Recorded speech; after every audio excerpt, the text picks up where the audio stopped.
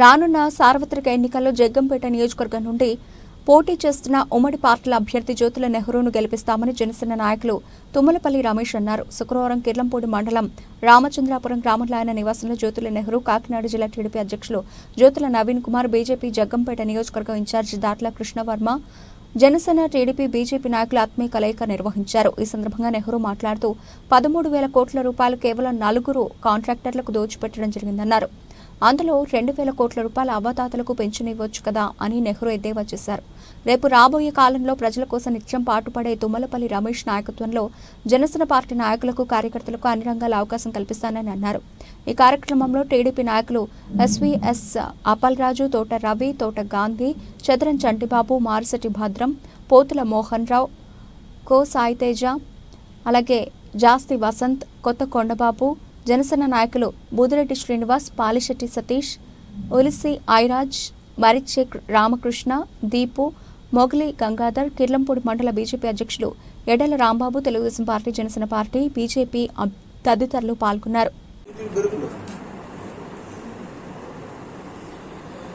కానీ మా నాయకుడు చంద్రబాబు నాయుడు గారు మాత్రం ఒకటే చెప్పారు, పవన్ కుర్రోడైనా చాలా విశాల దృక్పథంతో ఆలోచన చేశాడు.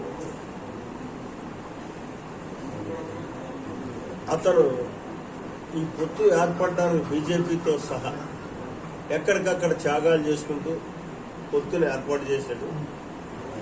అలాగని చెప్పి అవకాశం వచ్చింది కదా అని చెప్పి మనం మింగుకుంటా పోవడం కాదు.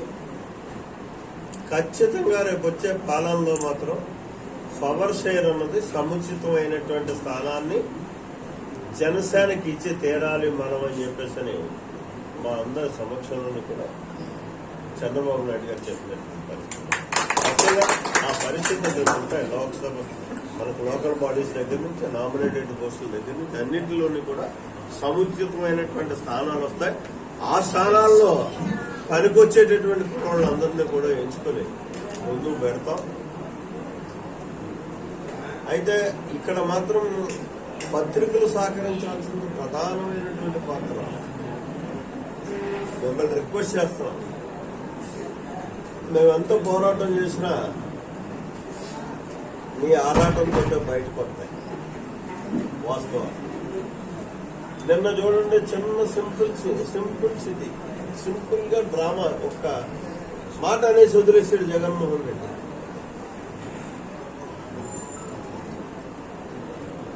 పెన్షన్లో చంద్రబాబు నాయుడు గారు ఆపేశారు. వాలంటీర్లు ఇళ్లకు వెళ్ళొద్దన్నాడు.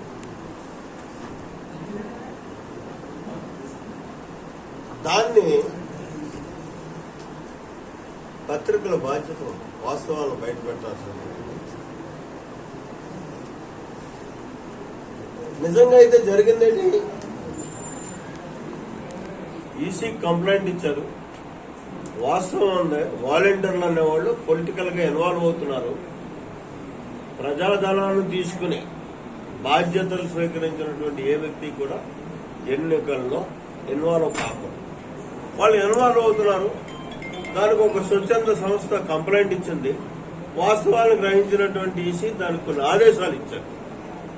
ఆదేశాలకు అనుగుణంగా వాళ్ళ బాధ్యతల నుంచి తప్పించారు.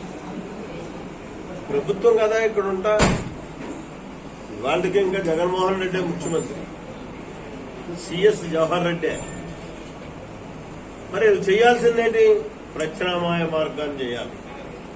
ఇమీడియట్ గా 1వ తారీఖున ఏ రకంగా అయితే వాలంటీర్లు ఉన్నప్పుడు పెన్షన్లు ఇవ్వడం జరుగుతుందో ఆ రకంగా ప్రత్యామ్నాయ మార్గాన్ని అన్వేషించి అధికార యంత్రాంగంతో ఆ పెన్షన్లు ఇప్పించాల్సినటువంటి అవసరం ఉంది. ఎందుకంటే 7-8 మంది సచివాలయంలోనే ఉద్యోగులు ఉన్నారు. వాళ్ళు ఇవ్వచ్చు. 2 రోజుల్లో, ఒక రోజుకు ఇచ్చి ఇవ్వాలనుకుంటే 2 రోజులు తీసుకుని ఇవ్వచ్చు. కానీ దాని పొలిటికల్ డ్రామా ఆడడం కోసం సిఎస్ తో సైతంగా ఇక్కడ ఇంకొక నిజం ఉంది. 1వ తారీఖు నెల దగ్గర డబ్బులు లేవు ఖజానాలు. వీళ్ళు మంగళవారం నాడు వెళ్ళి రిజర్వ్ బ్యాంక్ ఇండియా దగ్గర 4,000 కోట్ల రూపాయలు అప్పులు తెచ్చారు. ఆ అప్పు శాంక్షన్ అవుతుంది కానీ వెంటనే వచ్చేది కదా. 4,000 కోట్లు ఒత్తులో బుధవారం సాయంత్రం 5 అయింది. ఆ 4,000 కోట్లు నిజంగా ఇక్కడ కావాల్సినటువంటి డబ్బంతా దీనికి జమ చేస్తే నిన్నటితో సహితంగా ఇచ్చేది కంప్లీట్ గా.